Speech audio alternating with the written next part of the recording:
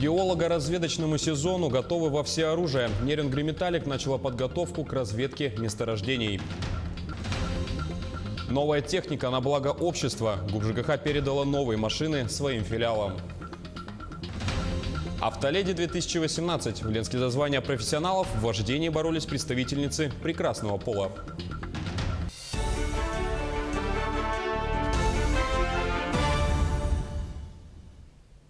Здравствуйте, вы смотрите новости на Якутия-24. В студии работает Василий Раченко. Поговорим о главных событиях к этому часу. Золотодобывающее предприятие Нерюнгри-Металлик готовится к началу сезона геолого-разведочных работ. Они пройдут с апреля по октябрь как в районе действующих месторождений, так и на прилегающих поисковых площадках. На сегодняшний день Нерюнгри-Металлик ведет золотодобычу в Алекминском районе на 3 месторождениях. Но в ресурсном портфеле предприятия еще один перспективный проект. Это Токинская лицензионная площадка. Цитата: «Основная цель нынешнего полевого сезона – это оценка перспектив золотоносности главной рудной зоны Токинской площадки», отметил руководитель геолого-разведочных проектов компании Владимир Лесняк. Якутский инвестор подал заявку на создание производства деревянных домокомплектов. Строить предлагают на территории опережающего развития Кангаласы. Домокомплекты предлагают выпускать с использованием немецкой технологии быстро возводимых домов. На сегодняшний день в Якутии нет компании, которая бы выпускала подобную продукцию. И для реализации заявленного проекта необходимо построить цех, закупить и смонтировать технологическое оборудование. Цитата: «Заказчики будут получать полностью готовые к сборке конструкции. Рассчитываем выпускать 10 тысяч квадратных метров в год», сказал генеральный директор Вуденпарк Николай Андреев. Сохранить традиционный промысел малочисленных народов. Именно эту цель преследует этнологическая экспертиза. И в Якутске она провела семинар для представителей промышленных компаний об участии коренных малочисленных народов и местного населения в этнологической экспертизе. В Якутии соответствующий закон действует уже 8-й год. Он регулирует области социально-экономического и культурного развития, а также защиту их исконной среды обитания и традиционных промыслов.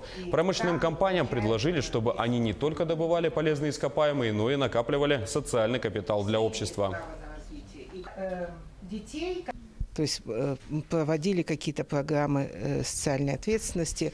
Они могут быть связаны или с обучением коренных народов, с тем, чтобы они могли работать на этих предприятиях. И, конечно, очень важно с тем, чтобы по возможности исключить или минимизировать экологический вред. Потому что когда добываются полезные ископаемые, это всегда вред. Но вот попытаться его минимизировать. За день курс доллара поднялся более чем на 2 рубля. Сейчас он остановился на отметке 60 рублей 40 копеек. Евро также выросло на 3 рубля и дошло до отметки 74 рубля 50 копеек. В течение дня он преодолел отметку в 75 рублей и тем самым побил рекорд августа 2016 года. Перспективы аналитиков неутешительны. Рубль продолжит падать и может пробить отметку в 61-62 рубля за доллар. Но ниже при нынешних обстоятельствах падение не предвидится. Началась подготовка к пробной переписи населения 2018 года, которая пройдет на территории Хангаласского района. В столице состоялось расширенное заседание коллегии территориального органа Федеральной службы государственной статистики по республике. Основной их задачей стало удостоверение потребностей общества в статистической информации, а также максимальное использование создаваемого статистического продукта и оперативное реагирование на постановку актуальных задач управления экономикой республики.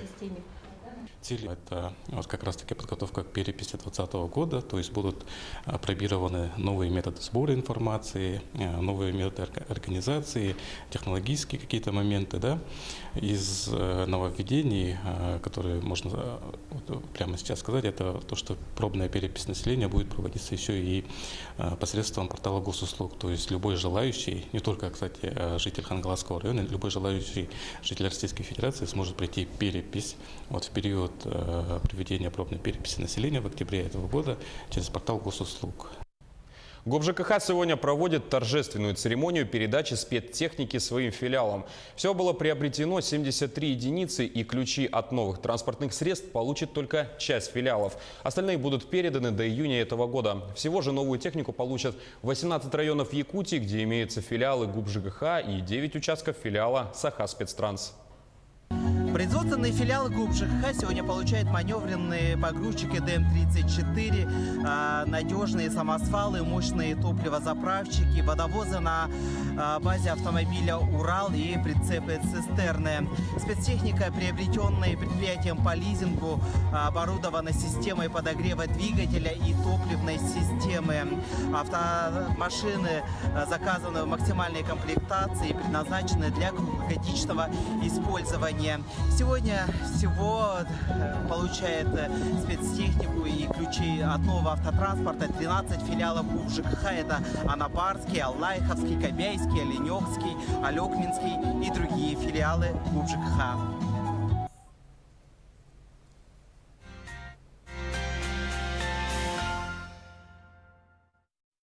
Сезон золотодобычи. И в Усьмайском районе уже начался набор в старательные артели. О трудоустройстве местных кадров расскажут наши корреспонденты. Ярмарка вакансий сезонных работ, посвященных году содействия и занятости населения в Республике Саха-Якутия, прошла в районном центре поселка Усьмая.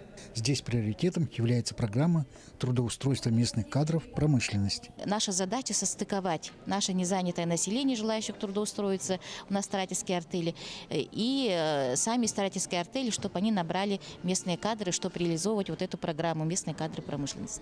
134 вакансии предоставили 3 ведущих старательских артелей Усьмайского района. И в основном они будут набирать в свои предприятия сезонных рабочих, с которыми будут заключать трудовые договора от 6 до 8 месяцев. Преобладают, конечно, сезонники, к сожалению, потому что хотелось бы останавливаться на постоянных людях, которые болеют за производство, за технику, потому что сезонники относятся к технике, ну, вы сами понимаете как. На руднике «Дуэт» нехватка по участку 17 человек, по шахте в пределах 20. Нужны водители, бульдозеристы, водители категории D и E. В этих целях мы в этом году обучили 10 бульдозеристов, чтобы трудоустроить по этой программе. Они сегодня, эти ребята, здесь, пока проходят практику, и в июне месяце они получат свидетельство и желают работать в нашем районе, в этих же старательских артелях. Поэтому они сегодня пришли все. Ну, я написал анкету сейчас на рудник «Дуэт» автослесарем по ремонту больших машин грузовых. Позвонят, поедем работать. Говорят, хорошее предприятие, достойная зарплата. Не знаю, там дальше будет видно. Настроение пока нормальное, хорошее. Ребята хотят в организации, где стабильная заработная плата, хорошие условия труда и самое главное, что работать вахтовым методом, недалеко от дома, не выезжая за пределы района. Поэтому они и будут устраиваться в наши старательские артели. Юрий Таюрский, поселок Усьмая. Как сохранить семейные традиции воспитания и повысить ответственность родителей? В Якутске стартовала школа для родителей, и в ней принимают участие более 100 представителей из различных улусов.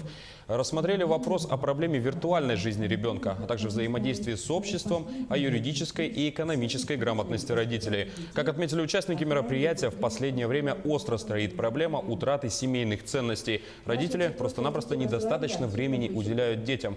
Организаторы уверены, что открытая школа для родителей станет одним из инструментов решения данной проблемы.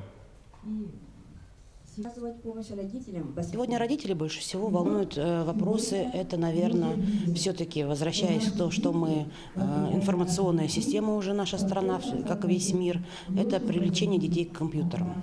Это нежелание обучаться, это общение между сверстниками, это стрессовые ситуации, к подготовке к ЕГЭ, это выбор профессии, это, наверное, формирование своего здоровья. И еще много-много вопросов, которые, я думаю, и сегодня поступят к нам, которые интересуют родителей.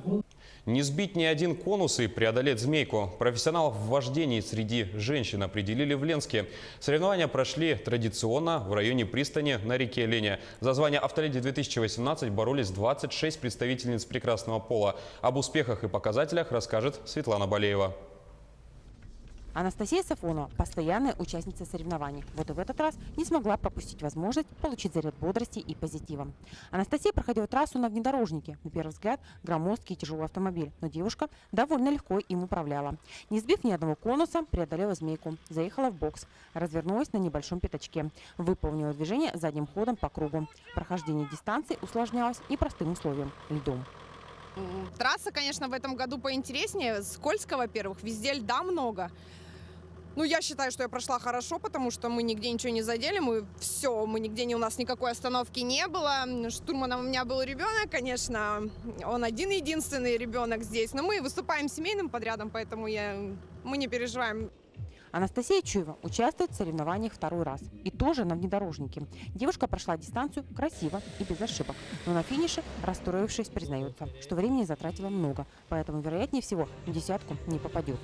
Трасса гораздо легче, чем в том году. То есть, есть, места, где гололед заносит машины. Это приоритет нашей реки Лены. Все конкурсантки чувствовали себя за рулем самых разных по размерам и габаритам авто уверенно. Есть ошибки, я сейчас по трассе пробежался, да, есть ошибки, кто-то сбивает вешки, кто-то вылетает там за трассу. Вот у нас уже есть повреждения первые, тут машина бампер повредила. По итогам непростой борьбы были определены лучшие. Призовое третье место конкурса заняла Анастасия Плоскеева на автомобиле Toyota Крит. Время 3 минуты 36 секунд. Второе место Марина Матюшкина на автомобиле Mazda Capella. Прошла дистанцию за 3 минуты 22 секунды. Лучшей по итогам соревнований стала Надежда Зенина на Mitsubishi Pajero. Она прошла дистанцию за 3 минуты 17 секунд. Ей достался главный титул конкурса «Автоледи-2018». Все участники получили призы от организаторов и спонсоров соревнований. Светлана Балеева, Виталий Андреев, Ленск. Также на лед можно будет выйти со звездами. Компания «Алроса» в апреле организует в Якутии бесплатные матчи и мастер-классы по хоккею в рамках фестиваля настроения. Именитые спортсмены, такие как Михаил Васильев, Игорь Григоренко и Александр Бойков, проведут мастер-классы и открытые уроки для всех желающих. Они расскажут о развитии хоккея и поделятся секретами техники игры. Спортсмены также примут участие в матчах в составе местных хоккейных команд. Всего же будет проведено 19 спортивных мероприятий, которые смогут посетить более 5000 человек. Первый этап фестиваля состоится с 12 по 18 апреля в Мирном, Удачном и Айхале. А на этом у меня все. Мы следим за развитием событий. А я напомню, что еще больше актуальной информации вы найдете на нашем официальном сайте yak24.ru. Спасибо за внимание и до встречи на Якутия 24.